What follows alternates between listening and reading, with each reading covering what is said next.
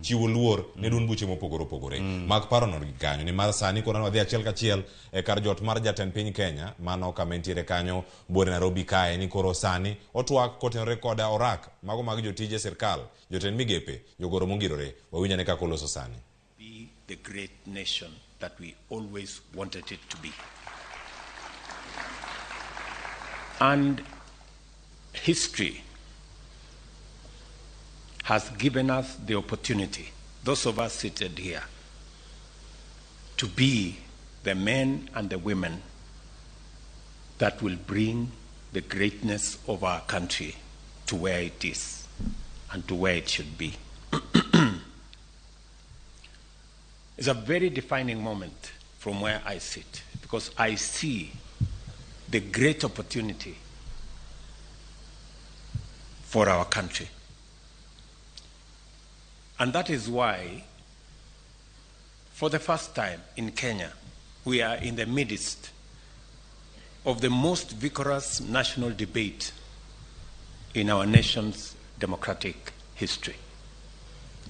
For a few years now, the cost of living has been an oppressive yoke around the necks of most Kenyans, and its most punitive effects have been felt by vulnerable people, most of them at the bottom of our economic pyramid. The COVID-19 pandemic, for example, not only brought home the intense local impact of tremendous external shocks occasioned by disruption of international supply chains and markets, it also revealed the limitations of the prevailing economic model and exposed the full extent of the nexus between the state and citizens.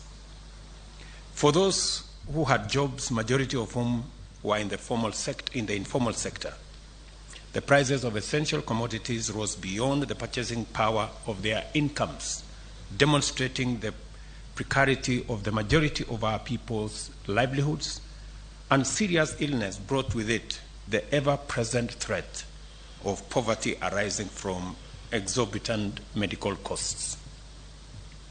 Although there was opportunity to use the COVID-19 downtime to increase agricultural productivity, subsidizing farm inputs was not a priority compared to vendor-driven pandemic-related expenditure, which eventually failed due to wastage, corruption, non-performance, and delays. Other measures and programs undertaken during this time exacerbated the suffering of Kenyans at the bottom and made many people question the priorities of their government. This was the beginning of the national conversation that subsists to this minute and has anchored robust engagements which defined the last election and subsequent political and policy discourse. The primary bone of contention is, who does the government work for? An old and favored approach to answering this question was to pledge to do more, in fact, much more, of the same old policies, programs, projects, and interventions that have failed at such a high cost that poverty, unemployment, and underdevelopment are actually intolerable. The other option was to embrace a bold new vision and undertake ambitious interventions aimed at transforming the country's economy by creating jobs, increasing incomes, while ensuring that food, shelter, and health are available to everyone, especially those of us who are not privileged. I say this in reflection because a trend was created that using other people's money, which is debt, is a very innovative way of delivering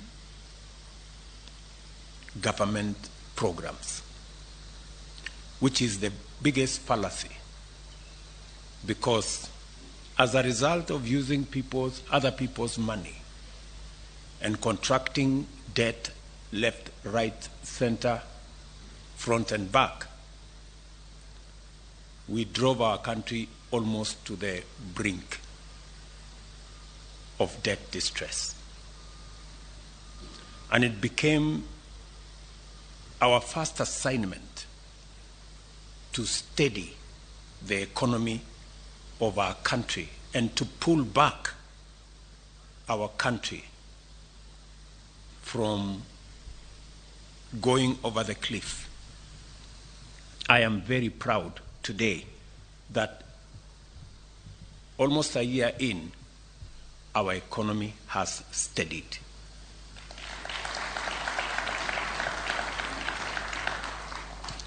I am very proud today that the interventions that we have taken, though not popular, though very painful, but I want to say here, they have paid off. Today, our country is on fairly sound economic footing. And our decision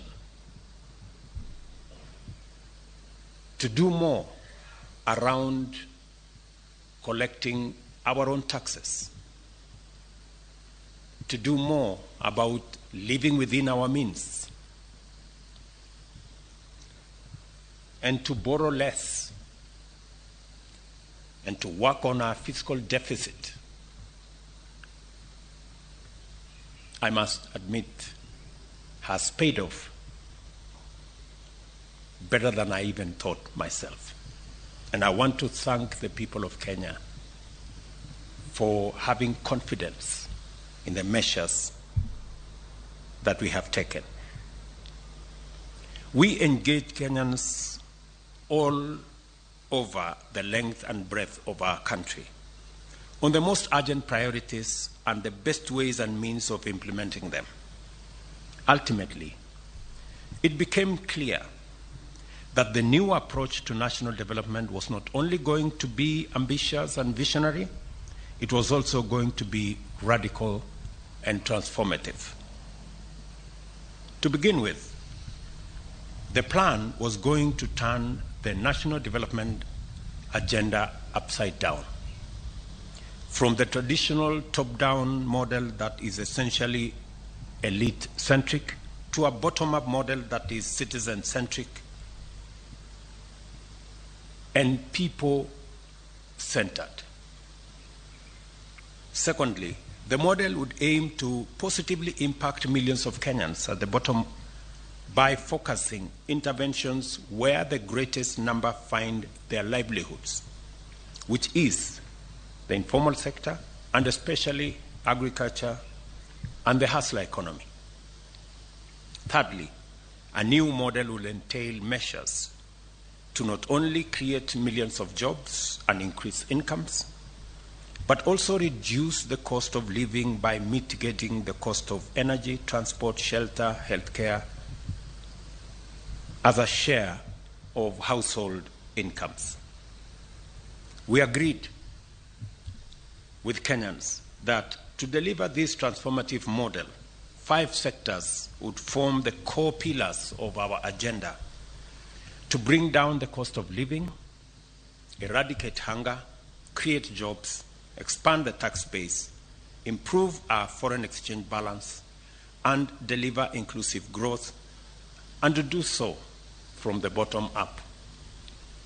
These sectors are agriculture, micro and small medium enterprise economy, affordable housing, universal healthcare coverage, and digital superhighway with a creative economy.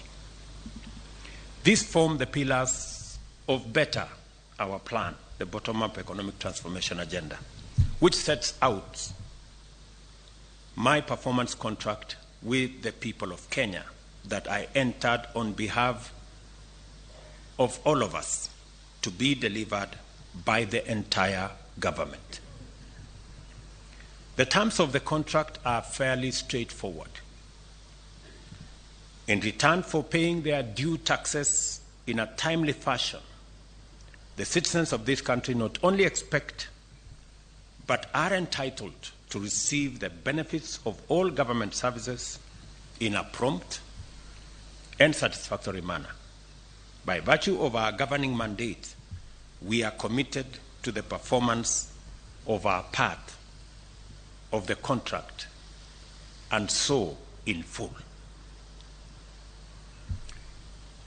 I have talked to many Kenyans as I travel out of my office. I was in Murang'a the other day, and speaking to ordinary people, they have confirmed that they do not want their country saddled with unnecessary punitive debts. They were very clear to me. And they have committed that, yes, they are going to pay taxes, but they demand, and rightfully so,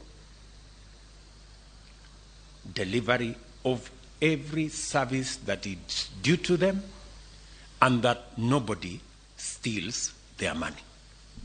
That they were unequivocal. The robust national debate over the bottom-up economics demonstrated that the people of Kenya are highly engaged with the policies that affect their interests and are ready to give good policies a chance. The animation which characterized national and parliamentary debate over Finance Act is, in my view, had more to do with the absence of a consistent culture of promise-keeping in our politics and of faithful alignment between government policy and the people's aspirations. As a result, there are Kenyans who do not even believe that a government has an obligation to deliver its pledges and view manifestos and campaign platforms as empty political performances and meaningless tricks and noise. You know, because for a very long time, we've made campaign pledges to be what you say looking for votes when you don't actually mean to deliver on them. In fact, there are even leaders, including members of the clergy, who have been sympathetic and tried, with the best intentions, to suggest ways of enabling the government and myself to run away from some of the commitments we made in the campaigns. Some clergy have said, I think it's okay. You made a promise, but it's difficult to keep, so just, you know. And it's because of the culture that has been built.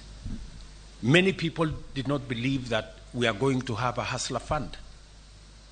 Many people did not believe that we are going to reduce the cost of fertilizer. Many people did not believe that we are going to hire 55,000 teachers in under 1 year, because commitments, promises have been made with no intention to keep any of those promises. And I see the difficulty that people have when we have to make difficult decisions. They think that we have overcommitted ourselves. I want to tell the people of Kenya, the commitments we made, the promises we made, we will keep each and every one in full.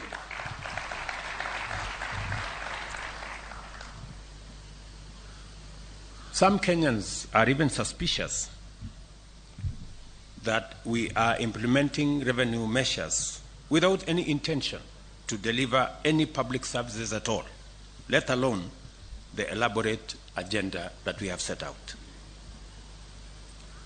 While I appreciate the goodwill and concern, I wish to state in no uncertain terms, in order to clear any confusion and to give comfort to all Kenyans, that this administration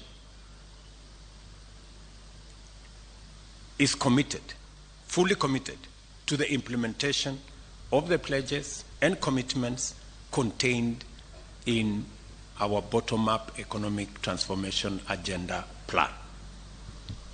We promised that our government would defend the Constitution and constitutionalism, institutionalize issue-based, performance-oriented politics, and implement better our plan. We shall not run away from any of the commitments therein. We will keep them. This is the context in which we have negotiated, developed, and are today going to witness the signing of the first generation of ministerial performance contract for the financial year 2023-2024. Performance contracting in the government of Kenya is now in its 20th year of continuous implementation, and over that time, the performance contracts have evolved into a robust tool employed by government for measuring the performance of ministries, departments, and agencies in serving the people of Kenya. I don't know whether it is because these performance contracts have been going on for 20 years that many people maybe mistakenly think that it is a ritual. And that is why people resort to the old incompetent excuses that there was traffic, for them not to be in a public, the most important public function. We have a job because we have a contract. If you cannot keep time with your employer, you have basically dismissed yourself. I mean, it's just as simple as that. So, for those who came late, who are members of the executive, I will be expecting a written explanation, and it should not include matters of traffic, on why they do not take these performance contracts seriously. Because if you do not take this performance contracting seriously, it means we do not take the contract with the people of Kenya on performance seriously. And that can be a very serious indictment on anybody.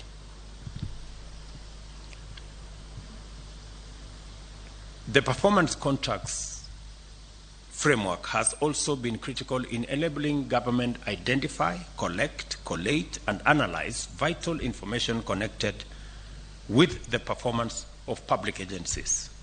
The overall result of this is that government decision-making has become increasingly evidence-based, and public officers have become increasingly aware of their accountability for actions and omissions, achievements and mistakes.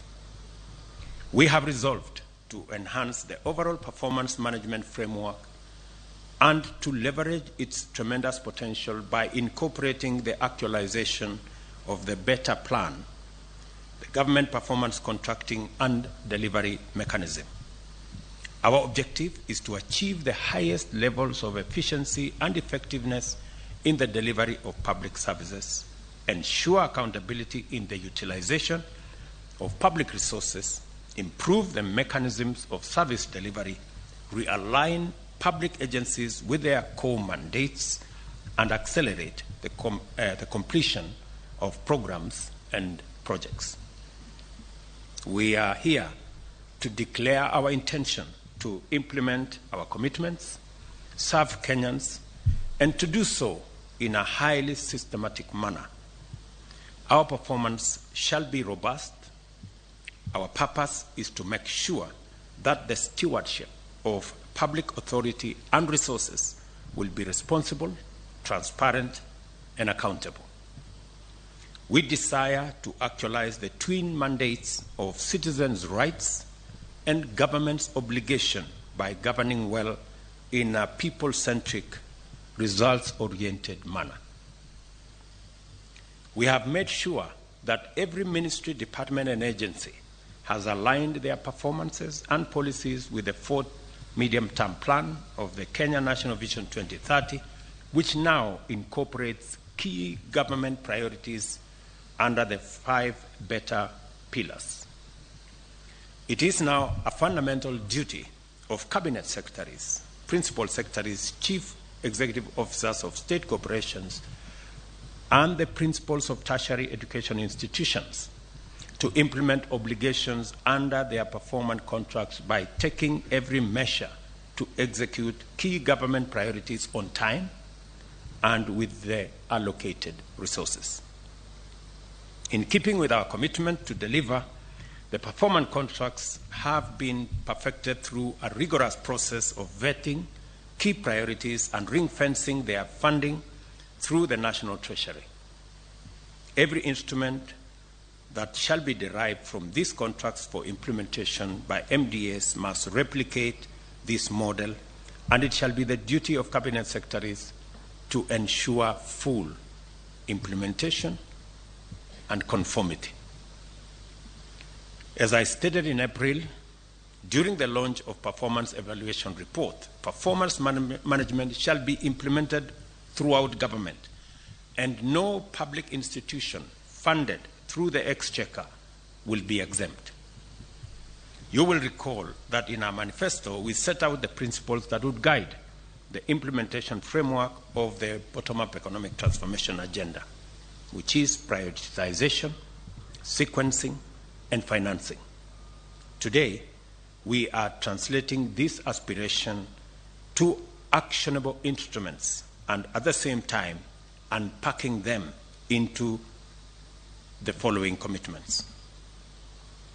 Absorption of allocated funds, including externally mobilized resources. And we have indicated in the performance contract, which every minister has a copy, and I also have a copy. So it will be easy for us to know who is doing what and who is not doing whatever. Measures to reduce the levels of pending bills. You know what we need to do about pending bills. Digitization of government services. I already asked every minister, every PS to make sure their ministries, state departments, parastatals, agencies under them work with the ministry responsible, ICT and Interior, to make sure that we move all government services to the digital platform for purposes of efficiency, for purposes of ease of delivery of those services, and making sure that all public resources are accountable, are accounted for.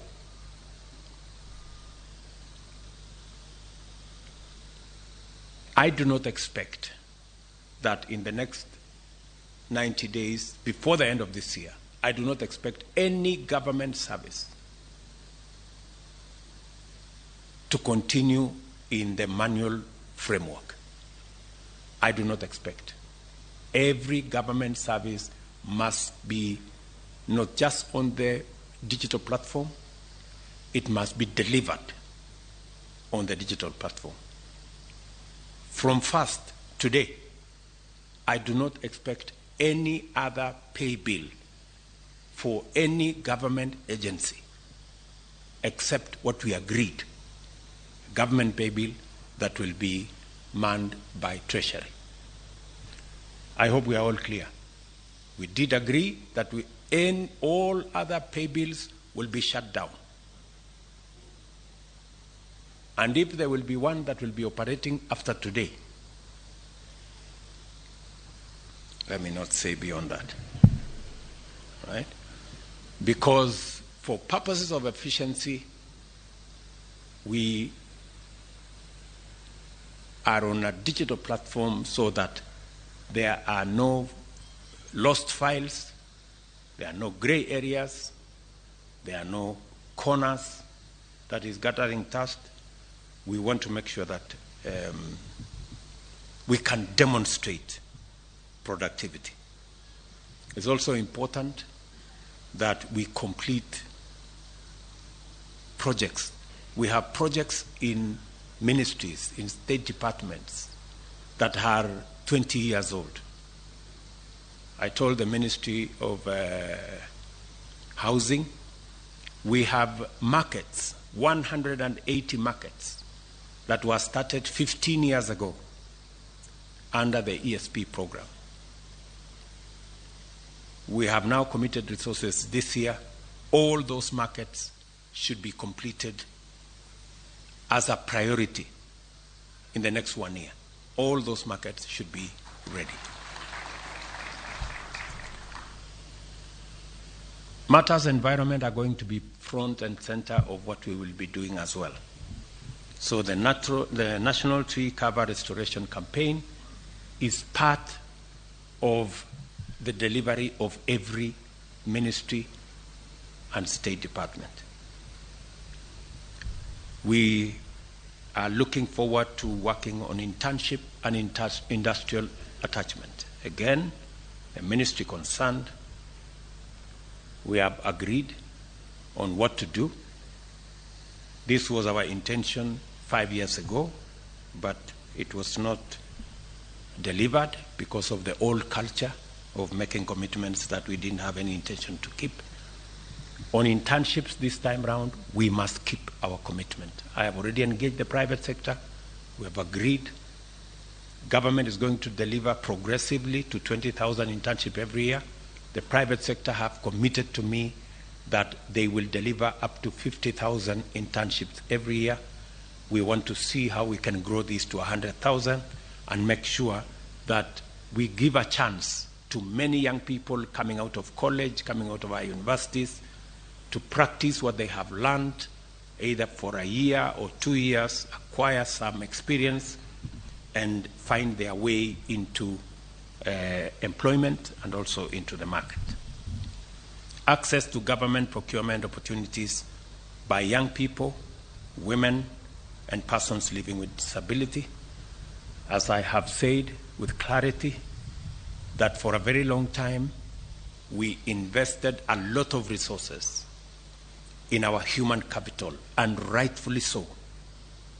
This year, we have committed 628 billion Kenya shillings for the education of the people of Kenya. That is huge resources. We are deploying additional resources in the hiring of additional teachers. We're deploying additional resources in making sure that we deliver on our TVET program. We are almost doubling resources that will go to our university education, and we are pulling all our universities from being saddled with debt because of the old funding model.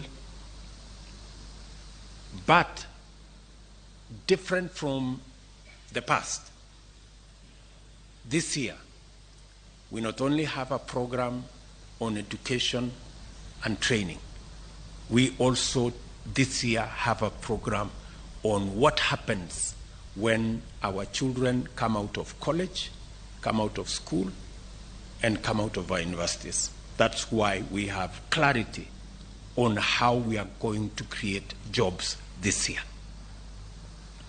We have clarity that we are going to have a clear plan on how to create jobs. And I expect that every ministry and every department will be aligned. Whether it is our housing plan to create 1 million jobs, whether it is our digital space and digital jobs and Ajira and ICT hubs to create digital jobs, whether it is the Ministry of Labor working with the Ministry of Foreign Affairs and all other departments that work with human capital development in that space for our foreign employment opportunities, targeting another 1 million or so jobs. That whole ecosystem is now going to be part of what we must deliver as government.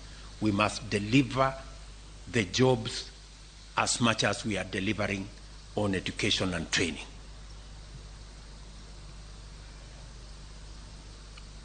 We are also going to work on the project and program of local content. As you've all seen, we've talked about Build Kenya, Buy Kenya, Build Kenya. We've talked about local content. For the first time in this year's finance bill, we are making fiscal intervention to make sure that we expand our manufacturing as a percentage of GDP in our country by deliberately discouraging imports that we can produce locally, whether it is cement, whether it is steel, whether it is furniture, whether it is fish, and all the other things that we've always imported when we can manufacture them locally using local talent, local expertise, local resources, and building our local manufacturing and industrial capacity. I am very proud that we are now moving in that direction as part of what we must do. As I mentioned before, many Kenyans have been disappointed by the endless cycles of unfulfilled pledges. Because of our long history of white elephant projects and corruption scandals, some see these commitments as vendor-driven kickback rackets, disguised conspiracies to embezzle public funds. There are people who are listening to us out there. When they hear we are going to do CAIPs, County Aggregation Industrial Parks, they hear we are going to do markets, we are going to build this road, we are going to deliver on that dam, they think it's an opportunity for them to go and steal public money. I want to tell you in broad daylight, eyeball to eyeball, that will not happen. Please, good people. Yes. I have had a heart-to-heart discussion with my cabinet. I want to do the same with the rest of the government bureaucracy from PSS down to directors. It will not be business as usual. I made a commitment to the people of Kenya that there will be no money to steal. There is only money to deliver on the programs, on the projects, on the aspirations of the people of Kenya.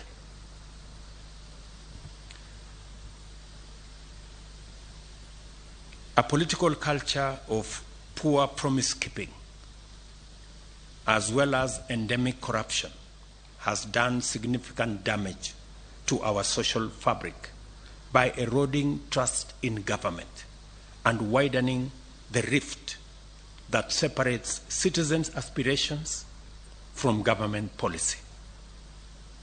We cannot afford to wait and see where this road may lead, because it has already brought us to a very terrible place.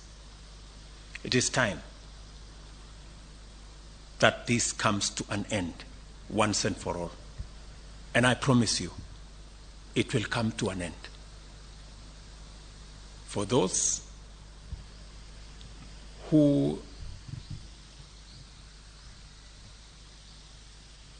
have engaged in corruption incorrigibly.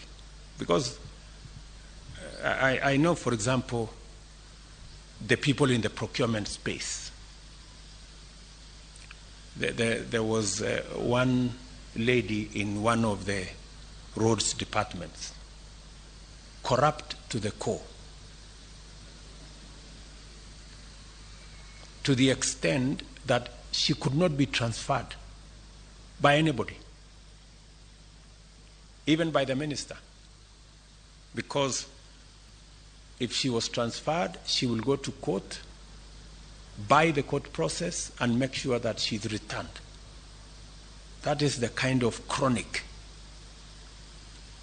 where corruption has taken us. I hope Mr. Kipchumba Murkomen and Bwana Mbogwa, I hope that lady no longer works for the government of Kenya.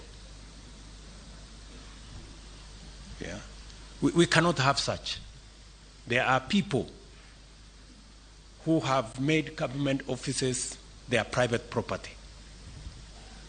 You try to transfer them elsewhere, they go to court, they go to some agency, you find them back. It will not happen. Yeah? Those kind of things, we must put them behind us. We are servants of the people of Kenya. We are not their masters. And we serve at the pleasure of the people of Kenya. We don't serve at their mercy. So it's going to be different. It is going to be different. I promise you it's going to be different. And it's not going to be business as usual. And we are not going to wait until public money is lost. The moment there is signs that you have intentions of doing something, we will deal with you firmly and summarily. And because we have enough people in Kenya who can do these jobs. Under our new bold vision of radical transformation, we must simultaneously implement policies, programs, and projects to achieve inclusive growth, and at the same time undertake robust measures to eradicate corruption, wastage, and inefficiency. I have given my solemn undertaking to protect public resources during my term in office. I shall be held to account for the good performance of our country, delivery of our commitments, and the stewardship of public resources. I intend, by all means, to keep a good account of each of these mandates. I ask for your assistance, and all of us to commit to make sure that we don't disappoint the people of Kenya.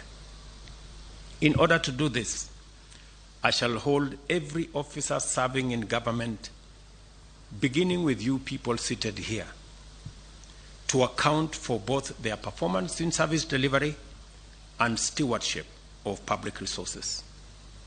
I shall deal with cases of negligence, misappropriation, embezzlement, theft, or rather misconduct or corruption in relation to public resources summarily and decisively. You are hereby duly notified.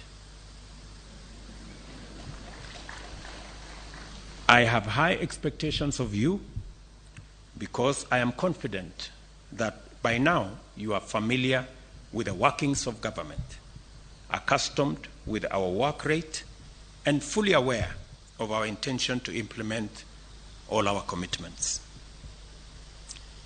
I speak to many of you on phone. Many times I call you to my office, we interact in different places. I ask you questions, you know that, on programs, on projects. And I find that many of you, the people I speak to, don't even know what is going on in your ministries or departments. You have very scanty information. The moment I know more than you in your ministry, then you must begin to understand that something is very wrong. Because by constitution, you are supposed to advise me. Explain to me how you are going to advise me if you have less information than I do. Who is going to be advising who? I call many PSs. You ask them what's going on here. They have no clue. And this is your department. That is the job that you have. You are not a messenger. You are not a security person. You are not a photographer. You are not a watchman. You are the PS or the minister. And the job of the minister and the PS you don't know, or you don't have information. How do you run a ministry or a department or a parastatal if you have no information? That is the highest level of incompetence. So please, take time, read. There's a lot of literature on your desks.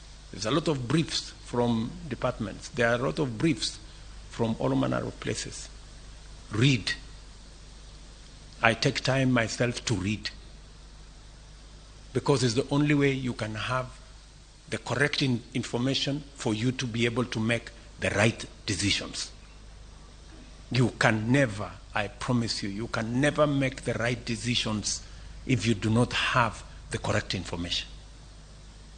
It will all be a game of guesswork. Get as much. We have many good officers. They send us briefs to our desks. But because of whatever reason, people don't want to read. They don't want to understand what's going on in their state departments or ministries or where they're supposed to be doing. So please, let me ask you, I get a lot of feedback from the public. For example, I was in Kwale and I stopped in Likoni, and I was talking to the public, and one of them was asking me, Mr. President, we haven't quite understood how the Hustler Fund Phase 2 is working. How do we form the groups? And I remember I called CS Chelugui. I didn't find him, so I called his PS, and I found her, and I explained to her, I told her, look, the public is not understanding this. Did I call you or not on Sunday? I told you this is what the public is saying. Please do more sensitization on Hustler Fund Phase 2. Sindio? So, feedback, and it's not because of any, we have to perform. We have to perform. So when you hear my deputy saying, find time, travel, but travel and see the people who have hired us. Go to different parts of Kenya so that you can get feedback from the public, and on and on and on and on. So this is what we must all, when we talk about citizen-centric, it is ultimately the citizens we are serving. As I have said, I wish all of you, and I have said this with clarity, you have my goodwill. Always, I am always available to any minister, to any PS, if they are not sure of what they are supposed to do, I have instructed the head of public service to be available. My economic team is here. I want them to stand up if they are here this morning. Members of my team, they are here. Simameni, I'm sure, I think some of them got late also. They should know better. So I have deployed a whole team of almost 10 people to assist every state department, every ministry. Whenever things are not clear, they are not aligned, you are not sure what our commitment is, they are ready every day with an appointment. You will go through with them. If it is necessary, I normally come in there and we go through the numbers together, we go through the interventions together, we look at how best to deliver, because we are one team. You know, we are one team. And my economic team is not interested in running any ministry. And I have explained this to ministers. They are not interested. They are not in competition with anybody. They just want to assist you to succeed, because in your success is our collective success. And in our collective success is the success of our country. All of us must work together. I expect that the other arms of government will work with us in a collaborative manner. Everybody and every arm of government is discharging their responsibility. We will be supportive of the other arms of government to the extent that we can within the provisions of the law. I remember on my first day on the swearing in into office, I made a commitment that our country is going to be anchored on the rule of law. That rule of law is going to be front and center. And that is why we got rid of the culture of extrajudicial killing. And we disbanded the notorious criminal gang that was in the police that presided over those criminal activities. And I intend that the country will continue in that trajectory of the rule of law. I dare say that we did not get rid of extrajudicial killings that caused the loss of close to 200 Kenyans, that ended up in Yala River, that ended up in Tana River, that ended up in Abadeas, so that we can entertain another culture of impunity, of past, present, and other leaders using violence as a currency for politics in Kenya, and in so doing, occasioning the loss of life of other citizens.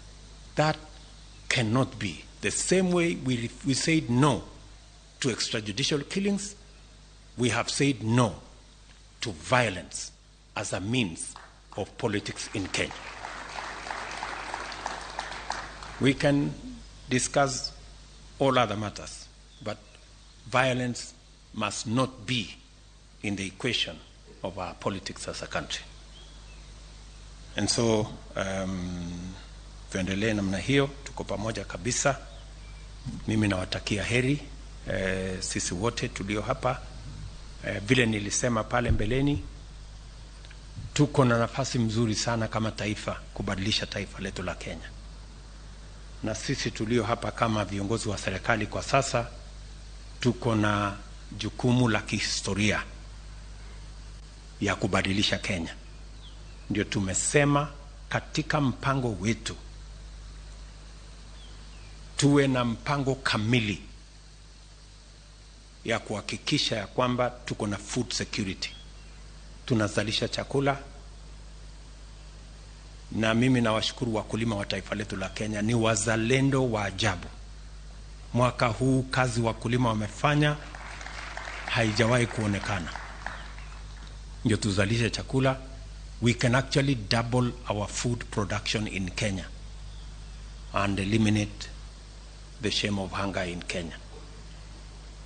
Vile vile tuko na mpango kamili, mpango mzima wa kuzalisha ajira katika taifa letu la Kenya kupitia mpango wa housing, kupitia mpango wa digital jobs, mipango mingine ya kuzalisha ajira, na vile vile kukuza uchumi wa taifa letu la Kenya.